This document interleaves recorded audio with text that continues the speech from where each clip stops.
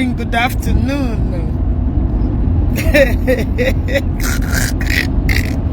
Good morning, good afternoon. Jay.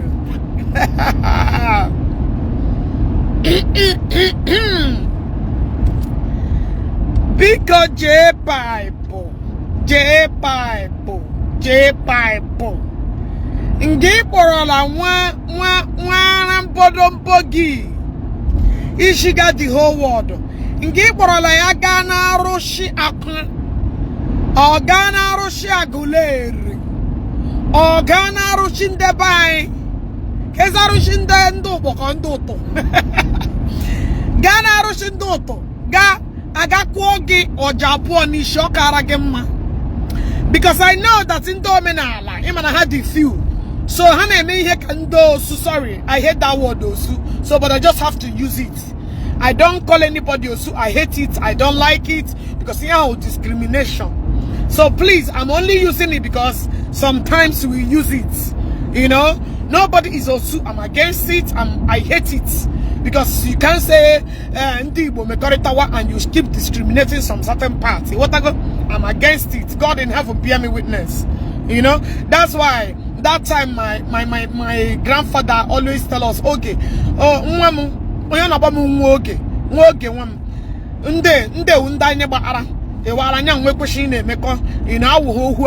I always go there.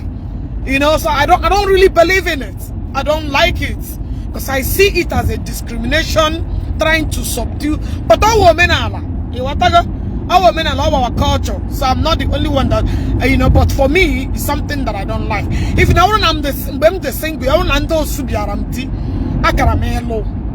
don't care. Yeah, I gave me my wedding. I gave me so be it. You want to go? Jpac.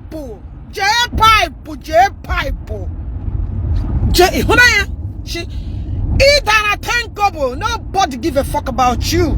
See your wedding. Ngiwe la wedding again.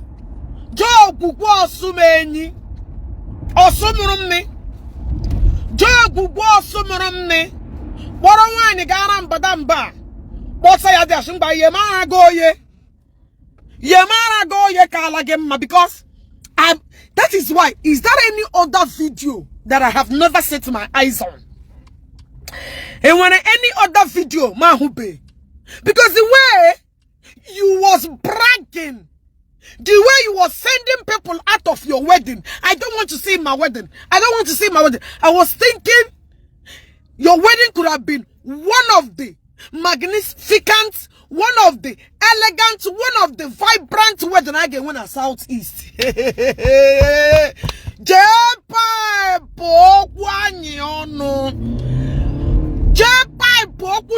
At this time around, that's daddy. The only thing we notice in your wedding,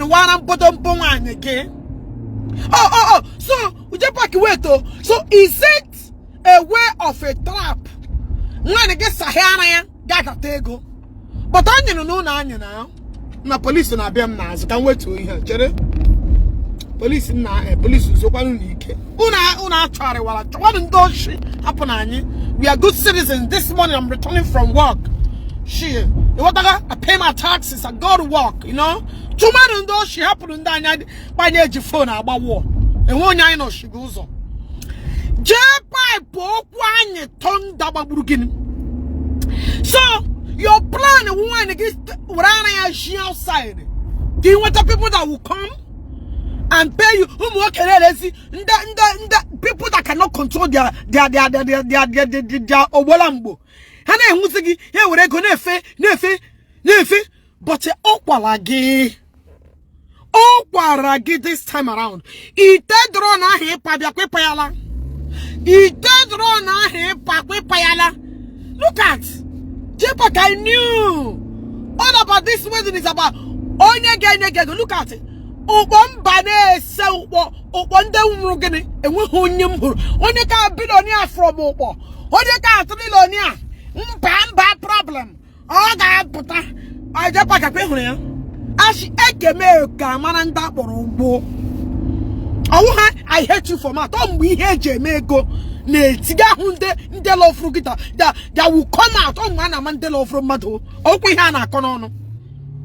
When things say Jamaica, but that is when you know people that love. When they love frugi. You feel me? Ego puta mbeje mi ego. Jpac le good way they get the car. All they can buy in a 1 man me he buy. All they can buy in a 1 man was sorry. Mmawasu akabo aputa na agbare ke ba mmanwa akabo osu na aputa na agbare ge cho da wuro nya ge gite won nya ge gite ya me pa manya balaga Jpac.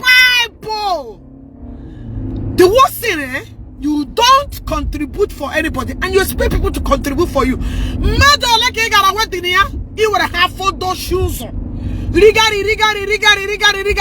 Look at how your wedding the ebe. Where is the remaining rice? Food no day. Cake is not the worst cake I have ever seen. The reception is the poor and the poorest environments. Jpac, so, I don't know whether people are etching up all your videos to drop. Video no ni me moto video get to da heji pa piagi ya me video ga analyze na ehia. That is what I want to do, because this is what you do against other. And the way you started giving condition, people ga biagaji what the gina make controversy. What put a manipulation lawson? A manipulation lawson if I'm not going to let Domas. Very useless human being. Go be a Jewet in the Gina torment Igbo credo. Imakoni Igbo credo bube. Imakoni Igbo credo nani ego game ponu kwa men are to ego. Because of your stupid selfish interest. Because Igbo credo na kodanama una biage. You started giving people ultimatum. You started telling people who to come to your wedding now. Do you know that him and Igbo credo Homa? Number one, he saved his talent to promote that your dead and arrival wedding. I wanted to see this wedding that you told the Igbo not to attend. I wanted to see how magnificent and how outstanding the wedding could have been. I wanted to see the wedding you start telling people, I don't want to see you. I don't want to see you. You see, you are flopped from the day you start posting. Look at you. The only, in fact, Manahi game after this wedding, go and putera Akwa muwet. That one the gaman uriyeshi. And I'm sure Almighty uriyeshi that she can't cook. You just marry Otula, marry Anna. You just marry. She's beautiful. She's beautiful. She's beautiful. She's beautiful. We can both of us can create content. Both of us can use Facebook and create content. That is all you married. You did not marry for anything brain, because Oyakwa brain or no brain. She has no brain. You can even tell that he was the boy to be. Both of you are the same 10 and 10 pence. And what kept Panuru? How can only she jaluroni shipe? How can only she jaluroni shipe on a meme? A blind man went and married another blind woman. There is a problem in the kingdom of the blindness. Look at you. Your wedding was the worst wedding I've ever seen. Nothing was moving. Nothing was attractive in the wedding. Everything, we are dead. Nothing. I would can in church and alcohol. Amamu Uzolo Bitters Konango. Amamu Kanga. Amamu or Tajuku. Kawa release Upukonga. The thing was so oh my goodness. The church wedding. Oh no. A beer reception. Jpac because you're going to get situation. Oka this spacing. Even the place now that place this spacing.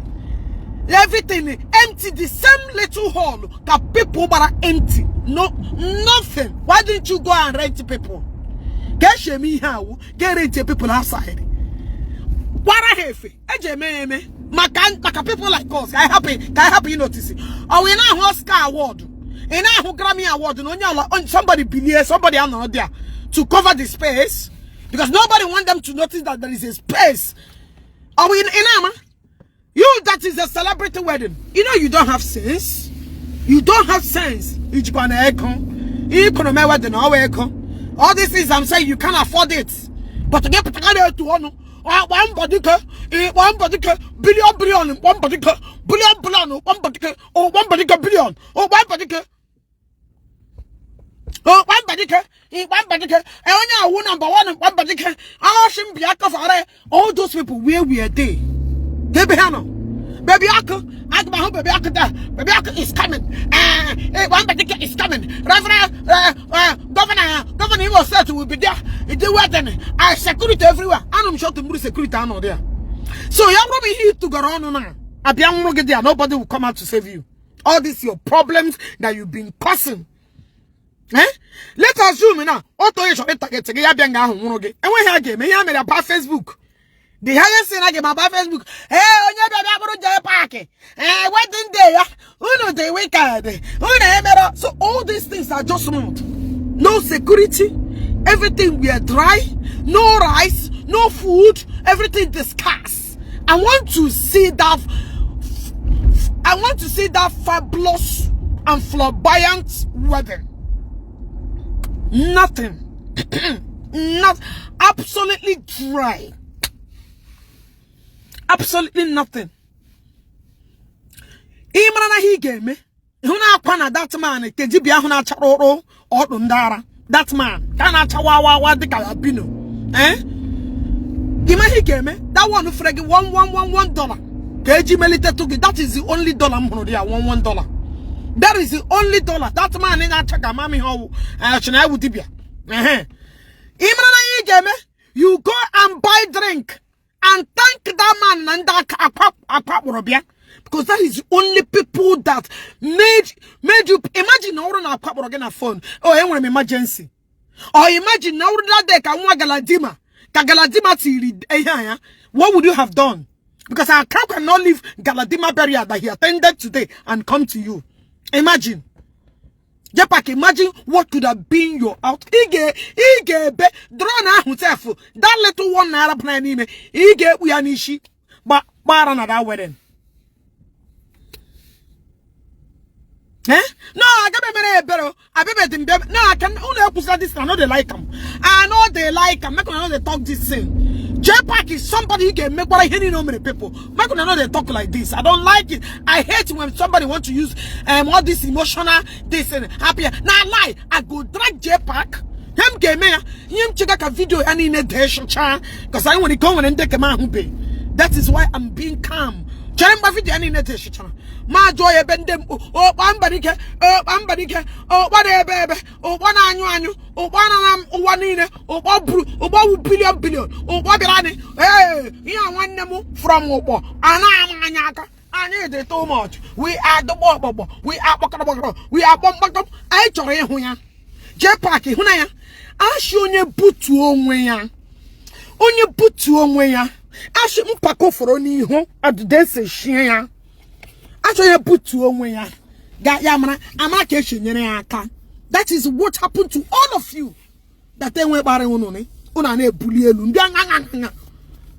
I going to ring again a wedding again? Do you know how much I could have given you? I want an animal go drag.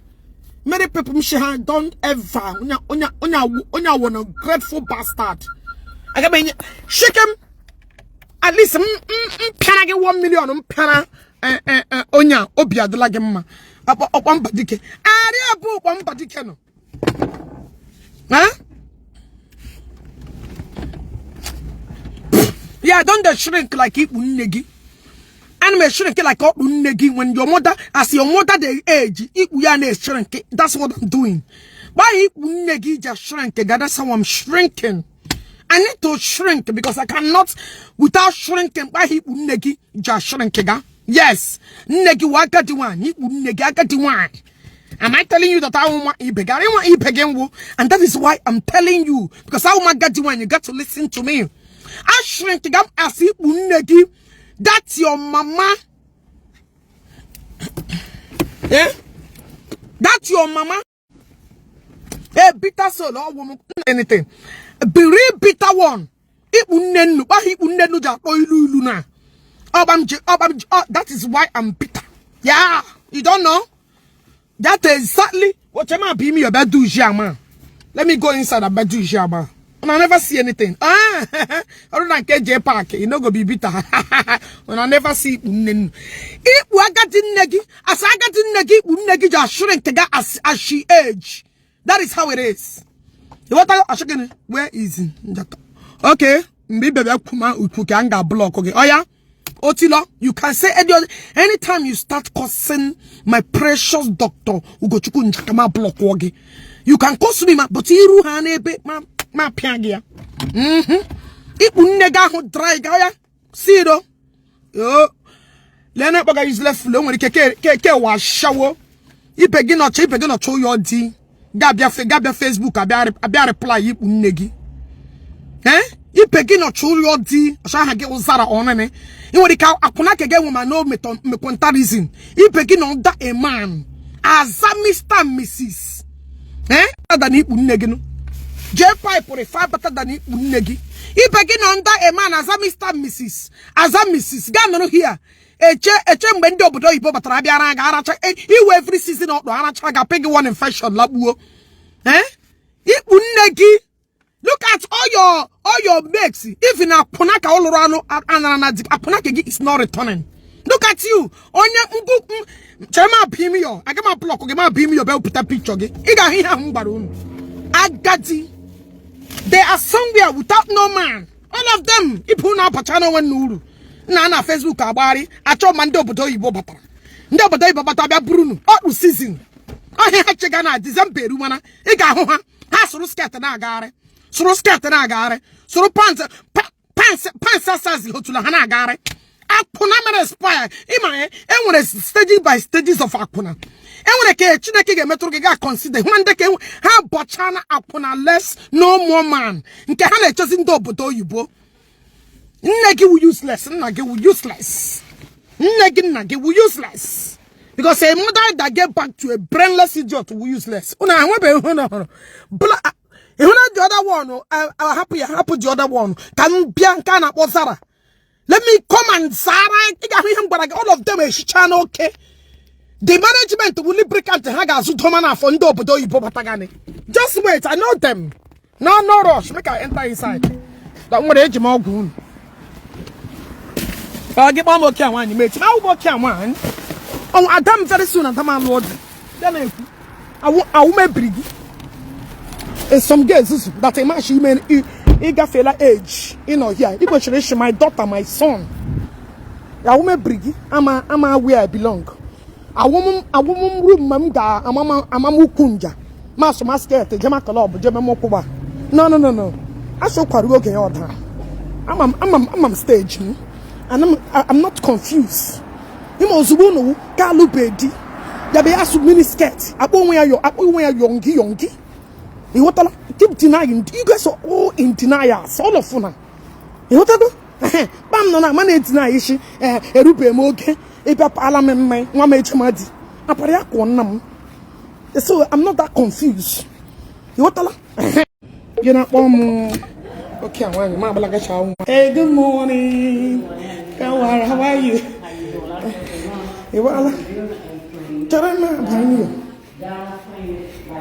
I'm not a man. This I won't know my age more. My happy hand gave my age woman. Eh? Now then, I'm my age woman. KG mom that I'm still living. That is why you only get confused.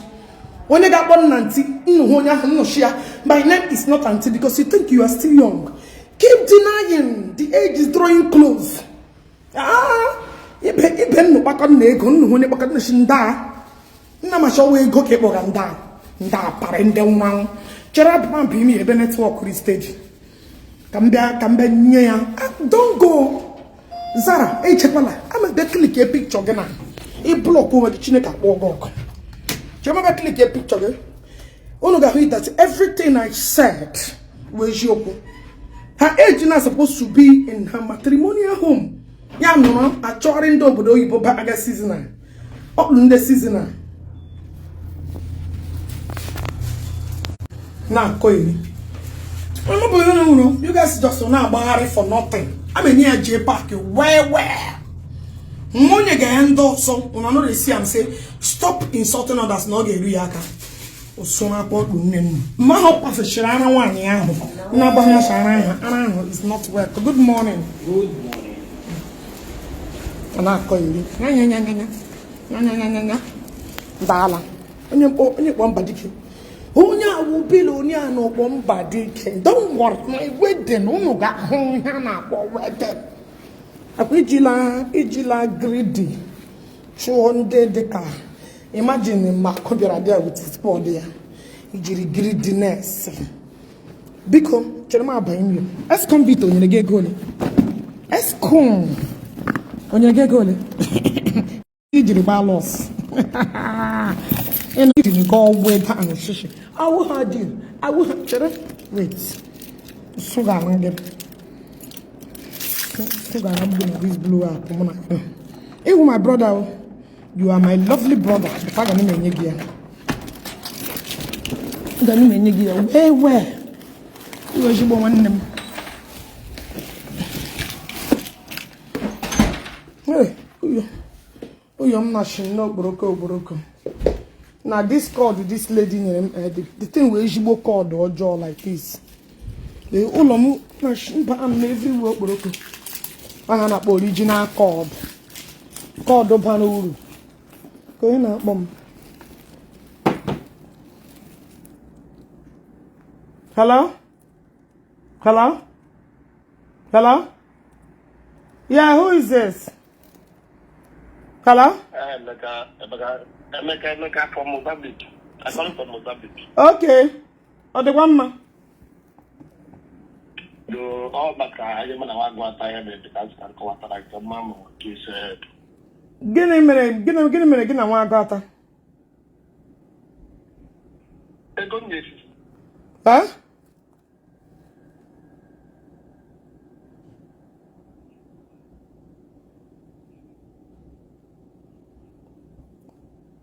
January is Jola Mamoto go roll na Nigeria. Huh? Because when about one thing the ban name, no make no mistake. Uno man a moto business of ship moto na we sometimes container get an extra 3 months or batabe. But my head get many send them all the details. I will reach him. Okay? Because someone got or get your money. It's impossible that one go get one go carry the ego. That is why I always tell people, if you have any discrepancy, even a problem, reach out to me, send them details, then I will forward it to him. What is going on? What kind of car order? 350. Okay. Send the Arami Hijiro, send the Arami everything, leave one voice notes, come forward or I want to go. Okay. Thank you.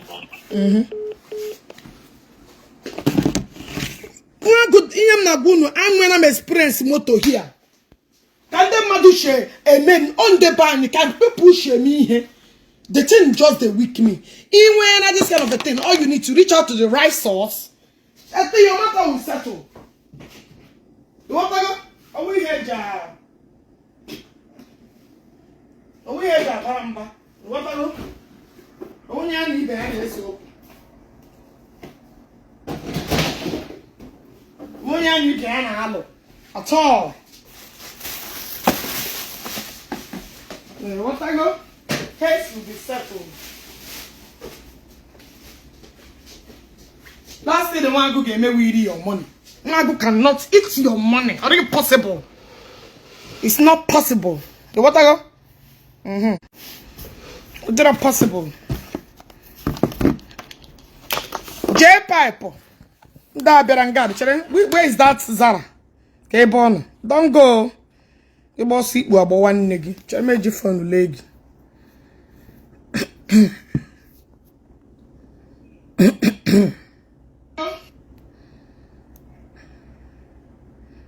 Where's that bizarre? I better look on. But delete your comment here. You need to come. Where's that bizarre? You need to come, oh. Delete your comment. Don't go nowhere because You need to come, oh. don't go nowhere because You need to come, oh. Don't go nowhere.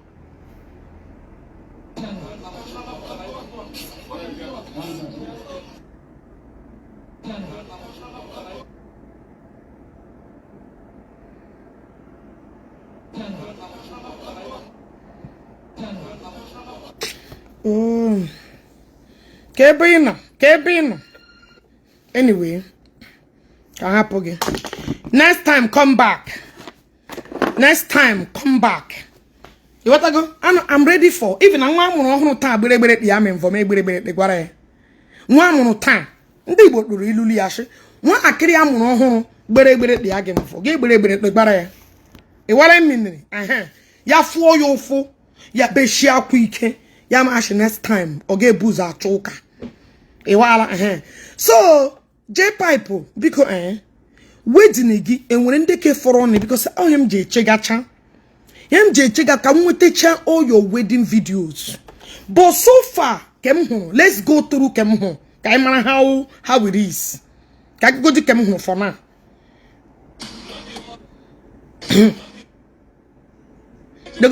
Number one, onya no n'ime church anwu alcohol or wonye na wedding. Who is this man in on a wedding now go alcohol? Because now go the alcohol n'ime church. Oga, is that the level you guys have reduced? Ndebanye women cultures anya ala because yawurunga emehe Jpac can never wed in Catholic church for disrespecting all of them, castigating them, fighting them, or hana honye Jpac called Jpac wonyo hono nanya ha. You want to go? Okari got to another place. Oyagan Island. Gawedie. Ngo Ghana Island. Island. Gawedie. Or Ghana one Lagos place. Gapro madabo or madato. Wedie karayamma. This man in on a church na manya biko. Oga. You know say na church you dey. Anyway, on the name kage ki imene na wedding again. On the name kage. Nderi Mary. Any God no man don't like you. On the day your wedding. So I'm not surprised.